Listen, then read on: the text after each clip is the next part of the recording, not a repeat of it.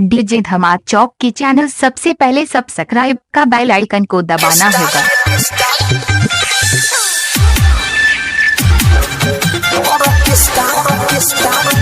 Mix by DJ Akhilesh Raj. Mix by DJ Akhilesh राज।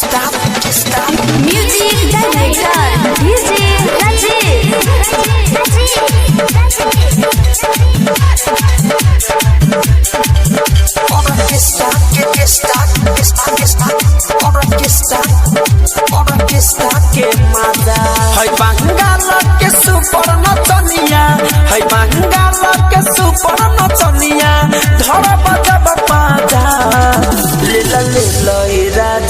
राजा और orchestra के मजा हले राजा और ऑर्केस्ट्रा के मजा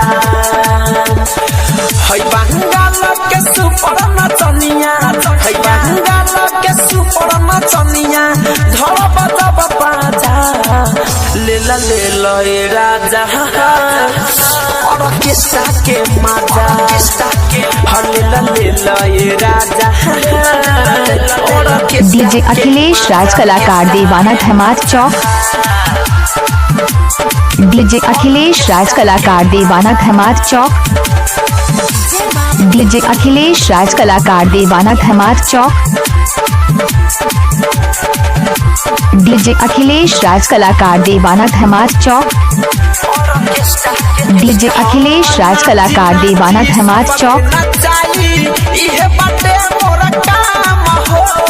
हमारा जवानी के हो राजा जी देवे न पाई बतू दाम हो देवे न पाई बतू दाम हो हाय हाय होते सवेरे राजा हम चली जाई होते सवेरे राजा हम चली जाई मिले ना ऐसन ताजा है लीला ए राजा हयर के साके मजा ले ए राजा हयर के साके मजा क्या नाम है आपका डीजे अखिलेश राज दीवाना?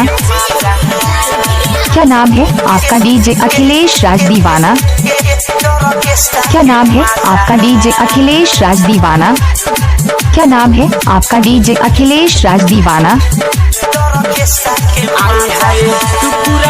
पूरा देखो हो जाइबो मजबूर हो चोली के हमारा चिकन जो बनवा है ना देवे दूर हो रहे ना देवे दूर हो पैसा के गोदी कम नहीं आई पैसा के गोदी कम नहीं आई कोई बतू ये तमाशा ले राजा हयर के साके मजा हले राजा हयर के साके मजा। Mix by DJ Akhilesh Raj. Mix by DJ Akhilesh Raj. Mix by DJ Akhilesh Raj.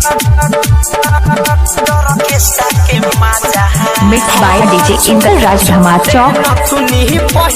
Mix by DJ Inder Raj Dhamak Chowk. Mix by DJ Inder Raj Dhamak Chowk.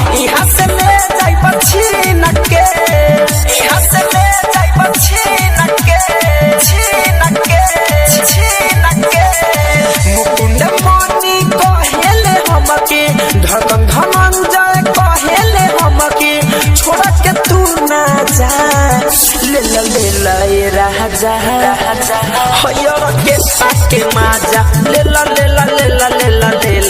Raja hear के मिक्स बाय डीजे अखिलेश राज। है बंगाल के सुपर नचनिया है बंगाल के सुपर नचनिया धर बजब बाजा। डीजे सॉन्ग बनाने के लिए अखिलेश राज को संपर्क करें। मोबाइल नंबर 72 18 50 99 38 धमाक चौक जाले।